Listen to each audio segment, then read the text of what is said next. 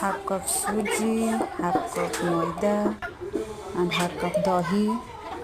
हल्दी, नमक, पानी मिक्स कली तापर तादरे तो गोलैली आउ ऑयल भी पकई तादरे पैन गरम करी सोरिष पकई तड़का दे कंचा लंका पकई सारा पानी देली पानी देला से गोलई देला धनिया पत्र काटिकी पकई लुण लेंबू धनिया पत्र पकई ताको ठंडा कर छाड़देली आउ तेल पकईली से जो पात्र तेल पकई गोलैली तापर इनो पकईली इनो पकईला पानी दे गोलैदेली